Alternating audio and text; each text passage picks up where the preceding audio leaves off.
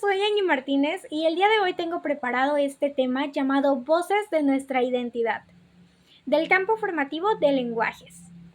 Esta tarea fue solicitada por el doctor Edilberto Martínez Martínez.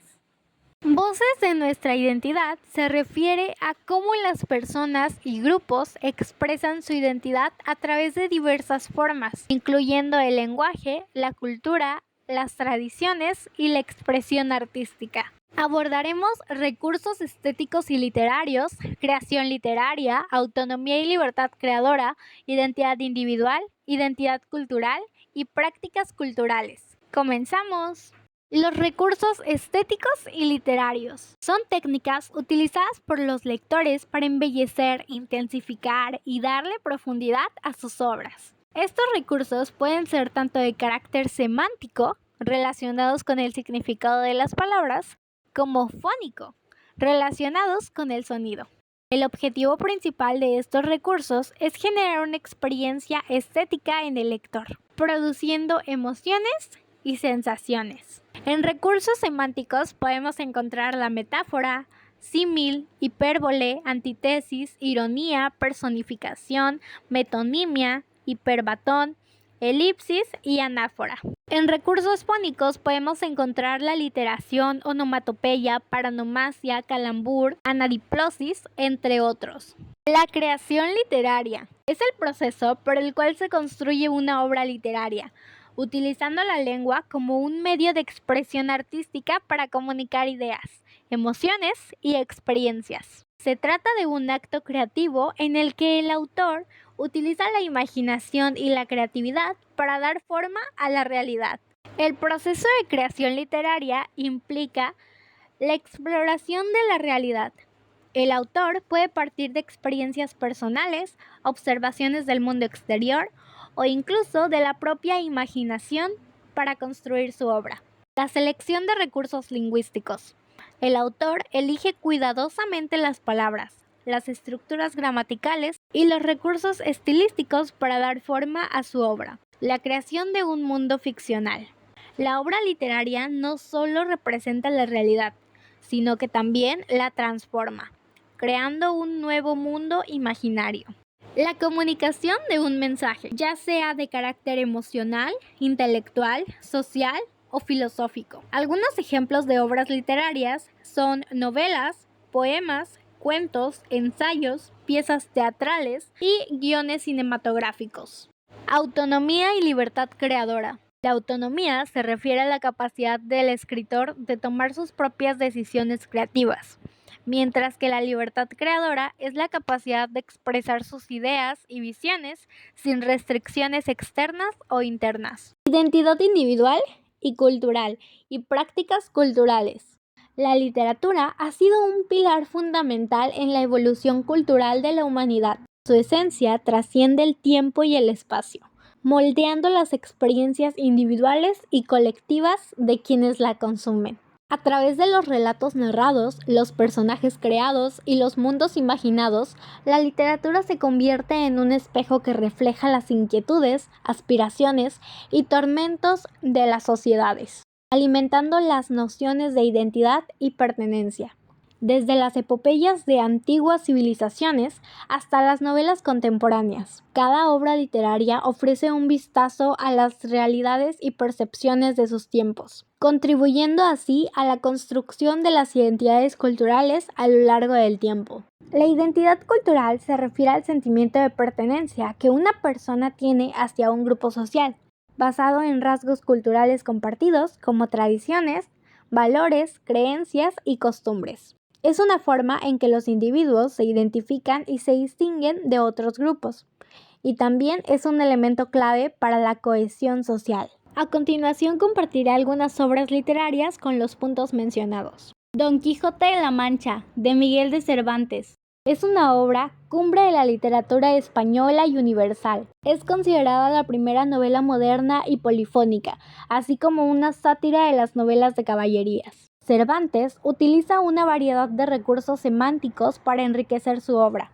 Estos incluyen la ironía, la parodia, la metáfora, la comparación, la personificación y el juego de palabras, entre otros. La novela también se caracteriza por el uso de un lenguaje variado, que refleja la diferencia entre los personajes y sus contextos sociales. Don Quijote y Sancho Panza emprenden una serie de aventuras cómicas y absurdas, donde Don Quijote se enfrenta a situaciones imaginarias como gigantes, que en realidad son molinos de viento, o castillos, que son ventanas. La novela explora la lucha entre el mundo de la fantasía que Don Quijote crea y la realidad que le rodea. La locura de Don Quijote es un elemento central de la novela, que cuestiona la distinción entre la razón y la imaginación. Cervantes utiliza la figura de Don Quijote para criticar la sociedad de su época, especialmente la nobleza decadente y las ideas de caballería. La novela es escrita en un lenguaje rico y variado, con elementos de poesía, comedia y drama. Ha sido traducida a innumerables idiomas y ha inspirado innumerables obras de arte, música y teatro.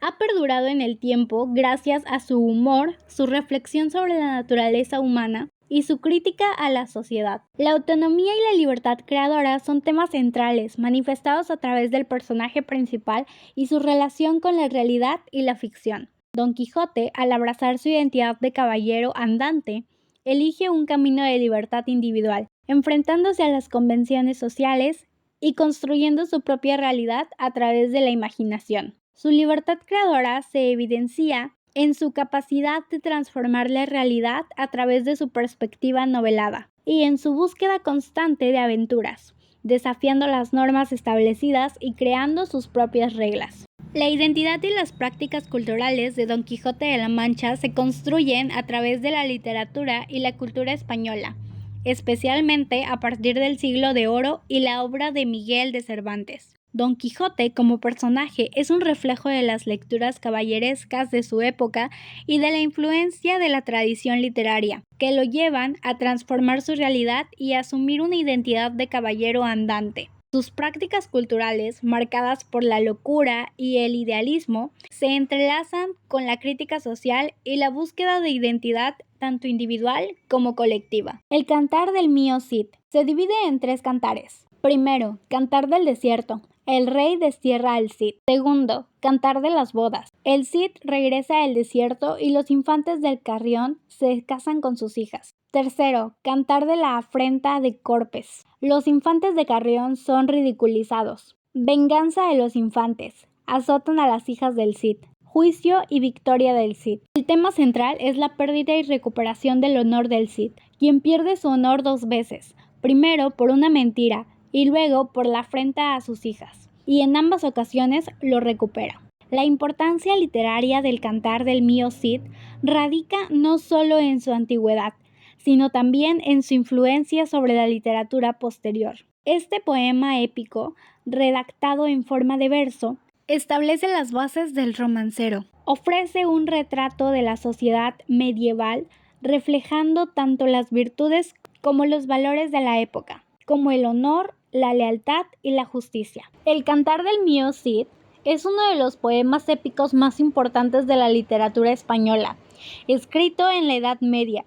Este poema anónimo narra las hazañas del héroe castellano Rodrigo Díaz de Vivar. El poema ha sido transmitido a lo largo de los siglos de forma oral, posteriormente recopilado en un manuscrito del siglo XIV.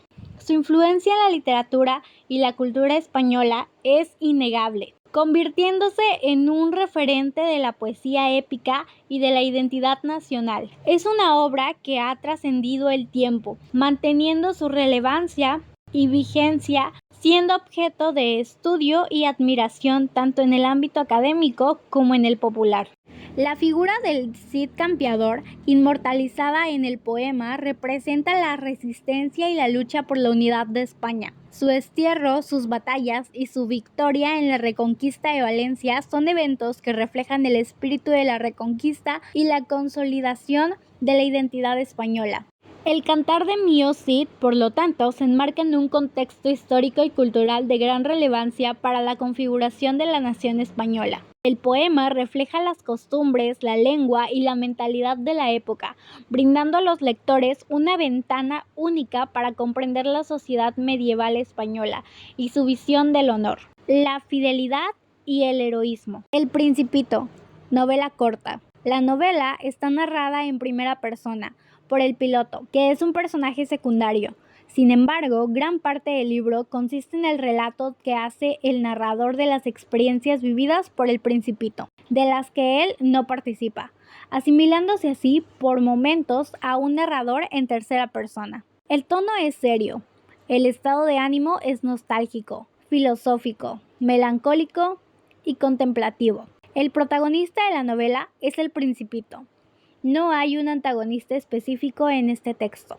El Principito ama y cuida su flor en el asteroide que habita, pero se siente decepcionado por su comportamiento, por lo que la deja sola y emprende un viaje. Esta experiencia posibilita reflexiones y conocimientos que ayudarán al Principito a comprender a su flor y regresar con ella. El clímax de la novela se da en el momento en el que el Principito elige aceptar la ayuda de la serpiente para volver a su planeta y poder reunirse con su amada flor. Es paradójico que sean los adultos quienes necesitan explicaciones para comprender el mundo, mientras que un niño parece comprender lo esencial y demuestra ser más sabio. También es paradójico que las personas mayores estén siempre tan ocupadas, pero la mayor parte del tiempo no comprenden bien lo que hacen ni por qué. Paralelismo. El camino que hace el Principito para descubrir lo que lo une a la flor es paralelo al camino que le permite al piloto encontrar un amigo tras años de sentirse aislado e incomunicado. Metonimia y sinécdoque. Me despertó una extraña vocecita. La vocecita remite en realidad al Principito. Personificación. La rosa aparece personificada a lo largo de toda la obra. El Principito anima a dar sentido a la vida. Aboga por una filosofía profunda y matizada, tanto para adultos como para niños. Esa es la máxima filosofía del Principito, que no necesitas la vista física para que algo exista o importe. Eso no solo fomenta una discusión profunda sobre el simbolismo y cómo los humanos crean significado, sino que también sugiere honestidad y verdad. Una metáfora que se usa con frecuencia para nuestras propias vidas aquí en la Tierra es que habitamos un desierto que hay que atravesar. El secreto es contemplar cómo esta realidad está imbuida de otra realidad perfecta. Este es un desierto, pero es hermoso. Así son todas y cada una de las personas y cosas bajo el sol. En algún lugar se esconde una fuente de vida que hace que todas las cosas sean nuevas. El Principito, como todos los grandes libros, nos cuestiona y recuerda quiénes somos y qué es exactamente lo que nos hace tan especiales. Un libro dedicado a la infancia, pero disfrutable a cualquier edad. 100 años de soledad, novela. El tono es liviano y anecdótico.